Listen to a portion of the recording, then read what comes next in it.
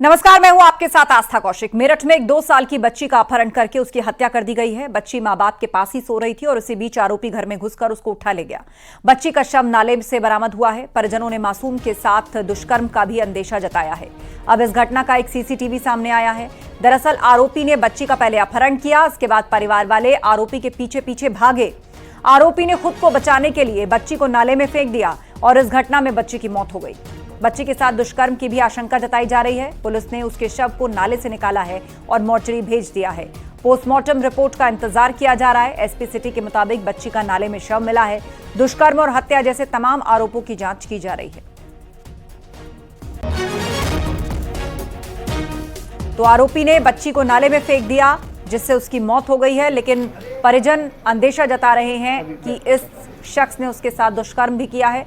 भागते वक्त बच्ची को नाले में फेंका जिससे उसकी जान चली गई। फिलहाल पोस्टमार्टम बच्ची के शव का किया जा रहा है और तमाम आरोपों की जांच की जा रही है।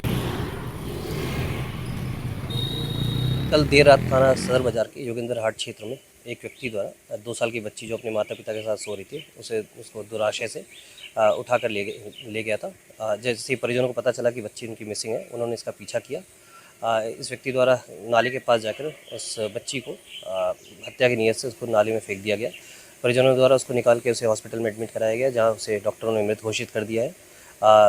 बच्ची के बॉडी का पोस्टमार्टम कराया जा रहा है और इसके बाद जैसा भी इसमें पोस्टमार्टम की रिपोर्ट के अनुसार इसमें अग्रिम विधिक कार्रवाई की जाएगी। और इस व्यक्ति जो ये 20 साल का है, इसको गिरफ्तार कर लिया गया है।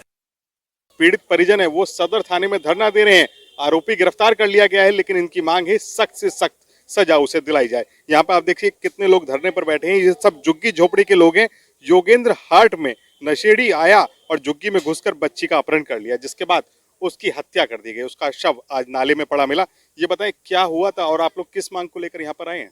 सचिन सिरोही, ये थाना सदर का मामला है और 2 साल की बच्ची है, परिणाम है उसका। एक विधर्मी जो यहाँ किसी होटल पे काम करता है, बिहार का रहने वाला बताया जा रहा, उसने यहाँ रात के 2 बजे इनका बच्चा चुराया और चुरा के जो है जिस तरीके से वो लेके गया, तो इनमें से कोई बुजुर्ग महिला थी, उन्होंने देख लिया कि ये बच्चा जो है ये चुरा के ले जा रहा है। जब ये लोग उसके पीछे भागे, जब तक वो बच्चे को नाले में फेंक चुका था और बड़ा नाला, उसके अंदर बच्ची की मृत्यु हो गई।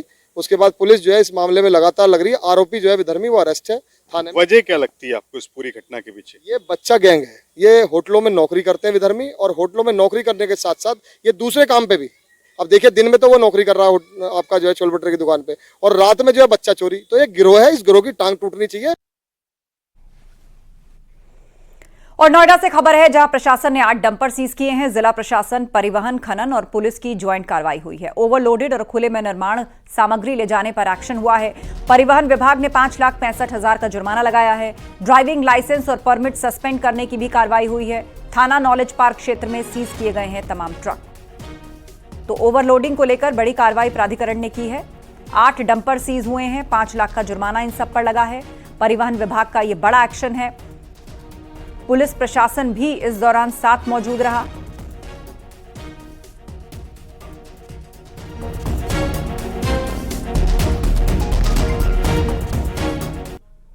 और खबर अयोध्या से है। प्राण प्रतिष्ठा के दरमियान रामनगरी को सजाने के लिए लगाई गई फैंसी लाइट चोरी मामले में नया मामला सामने आया। विकास प्राधिकरण की जांच में स्पष्ट हुआ कि कार्यदायी संस्था जितनी बड़ी संख्या में लाइट लगाने का दावा कर रहा था वो गलत है।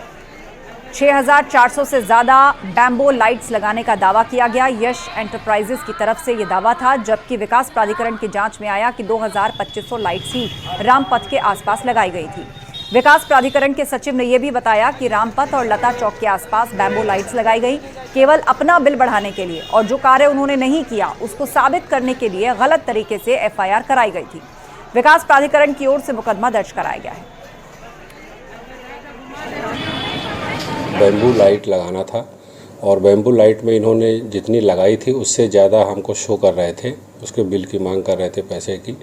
और इस संदर्भ में प्राधिकरण द्वारा करीब सिर्फ 2,500 के आसपास लाइटों का जो है भुगतान किया गया, जबकि ये आरोप कर रहे थे कि हमने 6400 लाइटें वहाँ पे लगाई हैं, 3800 लाइटें और लगाई हैं। इस रूप में तो माना सकता था 100-200 लाइटों का कुछ ऐसा, लेकिन इतनी लाइटें इतनी बड़ी मात्रा में इन्होंने सिर्फ अपने बिल को और इन्होंने जो कार्य नहीं किया उस कार्य को सिद्ध करने के लिए और अपनी बात की पुष्टि के लिए किया है। इसी संदर्भ में हमारे दोनों जेई जो इस काम को देख रहे थे उनके द्वारा ये तहरीर दे करके इनके खिलाफ मुकदमा दर्ज कराया गया है कि जिससे प्राधिकरण की छवि धूमिल करने का प्रयास किया गया है। सहारनपुर में पुलिस ने आधे घंटे में लूट का खुलासा कर दिया। दुकान से लौट रहे बाइक सवार दो भाइयों ने झूठी लूट की कहानी रची थी और पुलिस को बताया था कि मारपीट के बाद 1.5 लाख रुपए की लूट उनके साथ हो गई है। गांव के 3 लोगों पर उन्होंने आरोप लगाया। एसपी ने यह भी बताया कि आपसी रंजिश के चलते गांव के 3 लोगों को फंसाना चाहते थे और इसीलिए इन्होंने लूट की झूठी साजिश रची। पुलिस ने दोनों भाइयों को हिरासत में ले लिया है। आदमी कौन सा था भाई जिसको जो रुपए की लूट की घटना की गई है, जिसमें से 4-5 अभियुक्त मोटरसाइकिल पे आए थे और उनके साथ ये घटना करके गए थे। फिर इस सूचना पर तत्काल पीआरवी एवं थाना फतेहपुर की पुलिस जो है मौके पर पहुंचती है और दोनों जो वादीगण हैं उनसे अलग अलग बातचीत की जाती है और उन्हें घटना की डिटेल ली जाती है। तो उनसे बातचीत करने पर यह पता चला कि ये जो घटना है ये फैब्रिकेटेड है, दोनों अलग अलग बातें बता रहे थे। फिर बाद में उनसे जब सख्ती से पूछताछ की गई तो उन दोनों ने यह कबूला कि लूट की ऐसी कोई घटना नहीं हुई है उनके साथ। जो उन्होंने जो नामजद कराए थे वो उन्हीं के गांव के हैं और उनसे पूर्व में उनकी रंजिश चल रही थी, इसलिए उन्होंने ये फर्जी लूट की घटना का षड्यंत्र रचा। और ललितपुर में चिटफंड कंपनी की आड़ में धोखाधड़ी करने वाले 3 शातिर ठगों को गिरफ्तार किया गया। आरोपियों पर 25-25 हजार रुपए का इनाम था। पुलिस इस मामले में गैंग का सरगना समेत 8 लोगों को गिरफ्तार कर चुकी है। आरोपियों पर चिटफंड कंपनी बनाकर लोगों से करोड़ों रुपए की ठगी का आरोप है। आरोपियों ने ठगी की रकम से भोपाल, इंदौर समेत कई शहरों में होटल और फ्लैट समेत कई संपत्तियां खरीदी। पुलिस को सरगना रवि तिवारी समेत कई आरोपियों की तलाश है। देखिए, एलओसीसी नाम से जो है एक चिटफंड कंपनी बना करके यहाँ पे ललितपुर में और ललितपुर से अलावे अन्य राज्यों में भी और अन्य जिलों में भी इनके द्वारा जो है लोगों को अत्यधिक लाभ की उम्मीद दिखा करके एक बहुत बड़ा फ्रॉड जो है वो किया गया था, जिसमें करोड़ों रुपए इनके द्वारा जमा कराया गया था। उसी में से जो ललितपुर जनपद के जो मेन एजेंट थे जिनके द्वारा लोगों को बरगलाया गया था, उसमें से 3 लोगों को आज अरेस्ट किया गया है। सुल्तानपुर में जल निगम के इंजीनियर की पीट कर हत्या कर दी गई। मामला नगर कोतवाली के बिनोपुरी इलाके का है। किराए के घर में संतोष कुमार का शव मिला।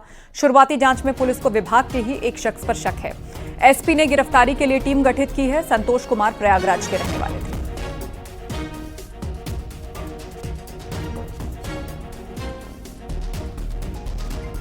ये थाना कोतवाली क्षेत्र अंतर्गत बिनोभापुरी स्थान है, जहाँ पे जल निगम के एक्सचेंज संतोष कुमार किराए पे मकान में रहते थे। उसी किराए के मकान पे आज उनकी सुबह डेड बॉडी मिली।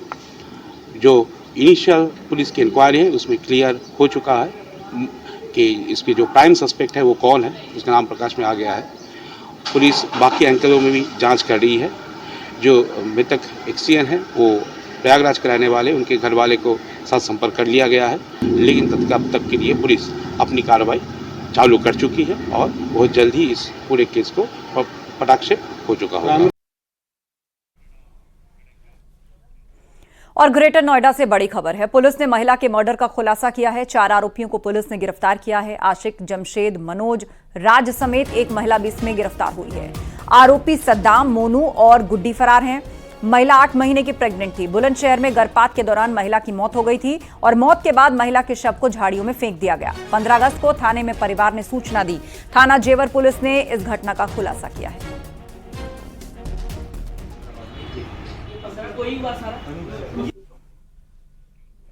और बिजनौर में 2 बच्चियों की हत्या का खुलासा हो गया। प्रॉपर्टी हड़पने के लिए बच्चियों का कत्ल किया गया। पुलिस ने 3 लोगों को गिरफ्तार किया।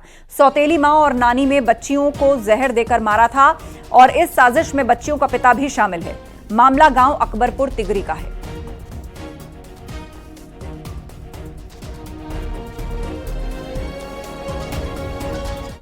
सहारनपुर में 13 साल के नाबालिग लड़के ने 4 साल की मासूम बच्ची के साथ रेप किया। परिजनों ने थाने में शिकायत दी और उसके बाद पुलिस ने पॉक्सो एक्ट में केस दर्ज कर आरोपी को गिरफ्तार किया। बताया जा रहा है कि बच्ची घर के बाहर खेल रही थी। उसके साथ में पड़ोस का 13 साल का एक लड़का भी खेल रहा था। आरोप के मुताबिक वो बच्ची को टॉफी देने के बहाने ले गया और उसके साथ रेप किया। नाबालिग बच्ची के साथ उसी के पड़ोस के एक बाल अपचारी द्वारा दुष्कर्म का प्रयास किया गया है। इस प्रकरण में पीड़िता के परिजनों की तहरीर के आधार पर मुकदमा पंजीकृत कर लिया गया है एवं गागालेडी पुलिस द्वारा पीड़िता का मेडिकल कराया गया है और जो इसमें बाल अपचारी है उसको हिरासत में लेकर आज माननीय न्यायालय के समक्ष पेश किया जा रहा है और इसमें विधिक कार्रवाई प्रस्तुत है। और खबर नोएडा से है, जहां डीएलएफ मॉल में मॉक ड्रिल किया गया है। पहले बम होने की खबर आई थी, लेकिन अब डीसीपी ने जानकारी दी है कि यह मॉक ड्रिल था। पुलिस और बम स्क्वाड के सर्च में मॉल में कोई बम नहीं मिला। पुलिस ने यह भी बताया कि एक मॉक ड्रिल थी। मॉक को ईमेल से मिली बम की सूचना और फिर पुलिस और बम निरोधक दस्ते ने मौके पर पहुंचकर मॉक तलाशी ली। सुरक्षा कारणों से मॉल को खाली करवाया गया। आसपास इलाके को सील किया गया। बम निरोधक दस्ते और डॉग स्क्वाड ने पूरे मॉल की गहन तलाशी ली। इस दौरान मॉल में हड़कंप मच गया।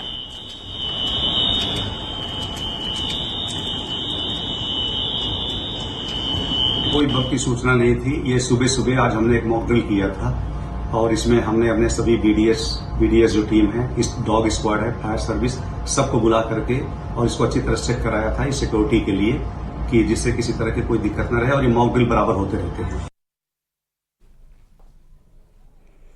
लखनऊ एयरपोर्ट पर रेडियो एक्टिव मटेरियल के लीकेज का मामला सामने आया। लखनऊ से गुवाहाटी जा रहे विमान में एक बॉक्स में कैंसर की दवाएं भेजी जा रही थी और लगेज स्कैनर से जांच के दौरान एक बीप सुनाई दी। कैंसर की दवा का बॉक्स खोल दिया गया। उसको सुरक्षित करने में जिस रेडियो एक्टिव मटेरियल का इस्तेमाल होता है वो लीक हो गया। एनडीआरएफ ने पूरी जांच कर ली है। कोई भी एयरलाइन कर्मी या सुरक्षा कर्मी लीकेज से प्रभावित नहीं हुआ है। हालात पूरी तरह से काबू में है।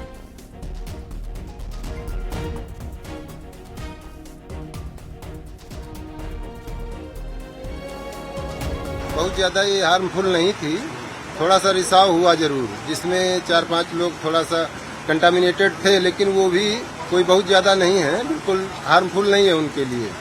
बाकी नॉर्मल स्थिति है, कोई बहुत ज़्यादा हार्मफुल नहीं। आइसोलेशन में भी रखा गया था? नहीं, ऐसा कुछ नहीं है, सब बिल्कुल नॉर्मल है, किसी को आइसोलेशन में नहीं रखा गया। हुआ था सर, कैसे रिसाव हुआ, कैसे जानकारी हुई, क्या कंटेनर में जा रहा था वो पदार्थ और थोड़ा बहुत रिसाव हुआ, जिसके कारण जो है अलार्म सिस्टम से उस समय यात्री भी फ्लाइट में थे? फ्लाइट तक नहीं पहुंची थी। नहीं, बैकग्राउंड रेडिएशन था, उसमें कोई जो है यात्री वगैरह पे कोई इफेक्ट नहीं था। क्या पैकिंग में कोई चूक थी या किस तरीके से लीक हो गया? क्योंकि ये नहीं, ऐसा नहीं, इतना सेंसिटिव भी नहीं था कि बहुत ज्यादा मात्रा में, बिल्कुल नॉर्मल, कोई हर आदमी जो है इससे इफेक्टेड नहीं है, कोई भी। कैंसर की दवा थी? हाँ, कैंसर टेस्टिंग के लिए जाती है, वो प्रॉपर उसका आवागमन होता है, लेकिन हार्मफुल नहीं है उतना। जी। क्या एयरपोर्ट खाली भी कराया गया था? नहीं, एयरपोर्ट खाली नहीं कराया गया, कोई एयरपोर्ट खाली नहीं। कितने सूचना मिली है, कब तक खत्म किया गया पूरा?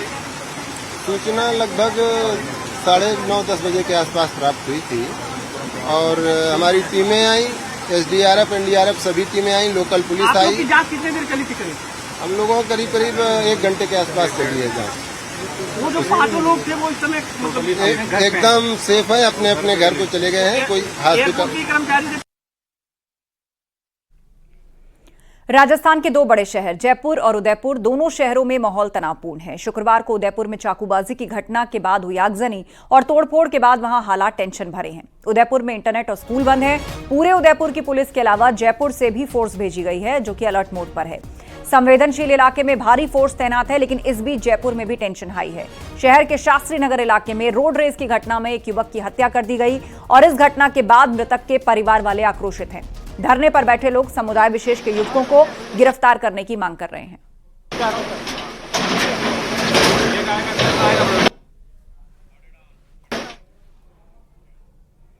उदयपुर में चाकूबाजी की घटना के आरोपी के घर को प्रशासन ने तोड़ दिया है। प्रशासन ने बड़ी कार्रवाई करते हुए आरोपी के अवैध घर पर बुलडोजर चला दिया। जिस वक्त बुलडोजर चला उस वक्त भारी तादाद में पुलिस बल वहां मौजूद रहा। इससे पहले घर को खाली कराया गया और बिजली कनेक्शन भी काटा गया। नगर निगम की टीम ने आरोपी के घर पर कार्रवाई करने से पहले परिवार को नोटिस भेजा था।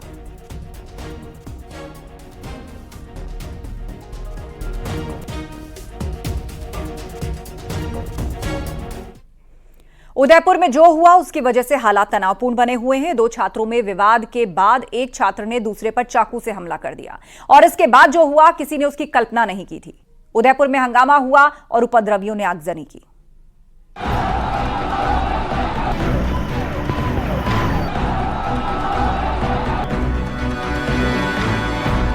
आगजनी और तोड़फोड़ की ये तस्वीरें राजस्थान के उदयपुर की हैं। स्कूली बच्चों के बीच लड़ाई के बाद हुई चाकूबाजी की एक घटना के बाद पूरे शहर में तनाव फैल गया।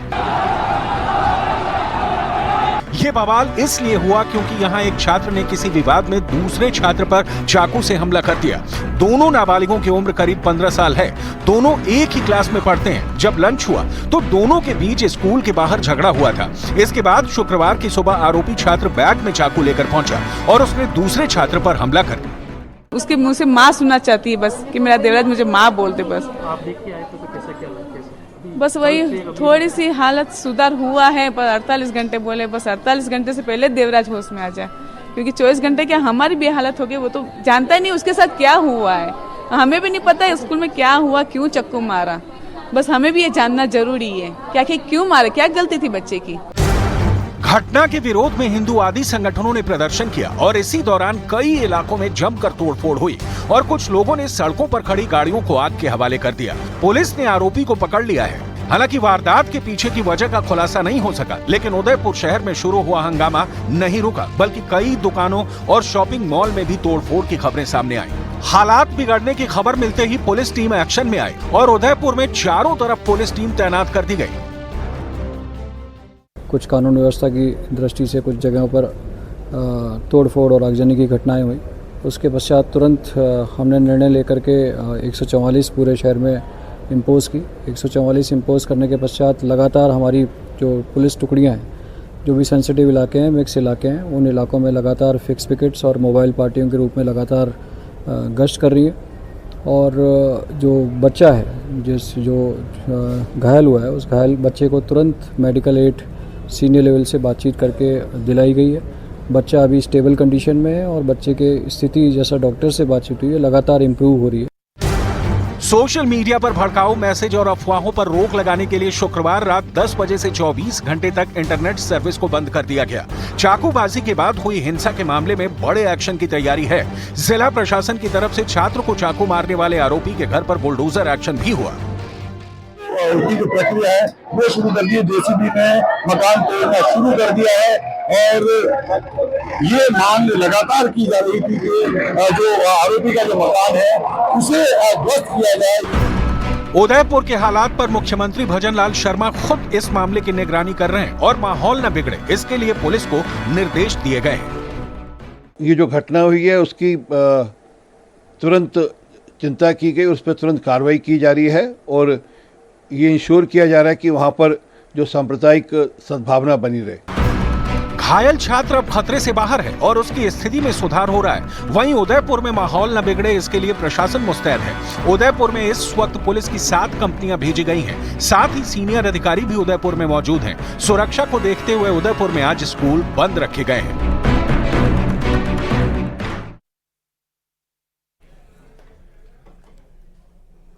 कोलकाता कांड के खिलाफ यशोदा अस्पताल में भी डॉक्टर्स ने विरोध प्रदर्शन किया। यशोदा अस्पताल में ओपीडी सेवा को बंद रखने का फैसला लिया गया। यशोदा सुपर स्पेशलिटी हॉस्पिटल के चेयरमैन डॉक्टर पीएन अरोड़ा ने कहा कि कोलकाता की घटना बेहद शर्मनाक है। डॉक्टर्स के खिलाफ इस तरह की हिंसा बिल्कुल स्वीकार्य नहीं है। इस कठिन समय में हॉस्पिटल में आपातकालीन सेवाएं किसी भी जरूरी चिकित्सा जरूरतों को पूरा करने के लिए जारी रहेंगी।